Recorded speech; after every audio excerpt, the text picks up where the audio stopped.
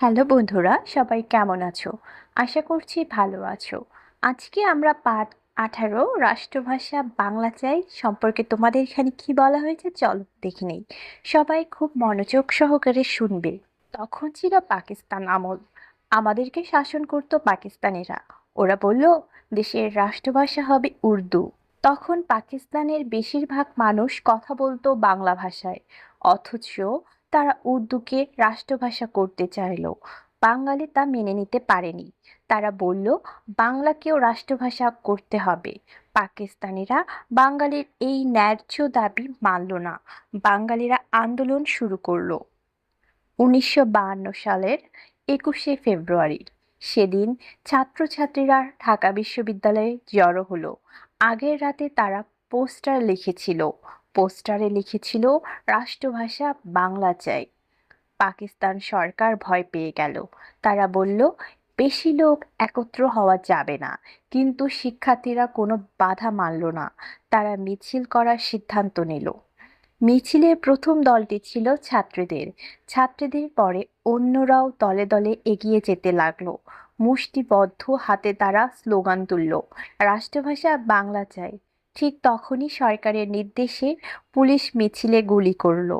রাজপথে লুটিয়ে পড়ল বরকত, রফিক, সালাম, জব্বার।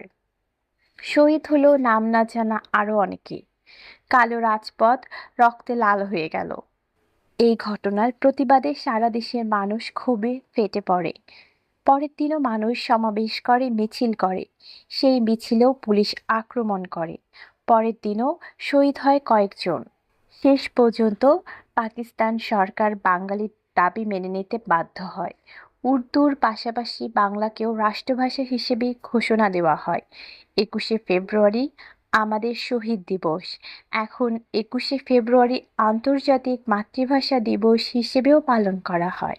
বন্ধুরা, তোমাদের এই গল্পের যদি সংক্ষেপে বলি তাহলে রাষ্ট্রভাষা বাংলা করতে চায়, অর্থাৎ পাকিস্তানিরা প্রথমে মেনে নিতে চায়নি বাংলা ভাষাকে। তারা একমাত্র ভাষা হিসেবে উর্দুকে রাষ্ট্রভাষা করার দাবি জানায়। 1952 সালে 21শে ফেব্রুয়ারি ছাত্রছাত্রীরা বিশ্ববিদ্যালয়ে সবাই একসাথে সমাবেশে যোগ দেয়, যাতে তারা আন্দোলন করতে পারে, বাংলাকে রাষ্ট্রভাষা হিসেবে স্বীকৃতি দিতে পারে। এর ফলে পুলিশ তাদের মিছিলে গুলি চালায়। সেখানে অনেকে মারা যায়। এর মধ্যে হচ্ছে রফিক, বরকত, শফিউর, না জানা আরো অনেকেই সেই পুলিশের গুলিতে মারা যায়। তখন বাধ্য হয় পাকিস্তান সরকার বাংলাকে রাষ্ট্রভাষা হিসেবে মেনে নিতে। উর্দুর পাশাপাশি বাংলাকেও ঘোষণা করা হয় রাষ্ট্রভাষা হিসেবে।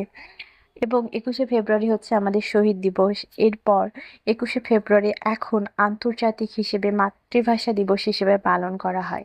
এখন চলো বন্ধুরা আমরা শব্দের অর্থগুলো দেখে নিই। শাসন, দেশ পরিচালনা।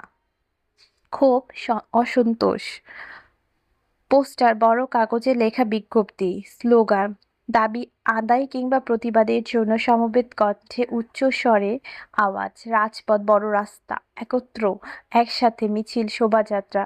সমাবেশ, কোনো বিশেষ উদ্দেশ্যে সমবেত হওয়া। আক্রমণ, হামলা।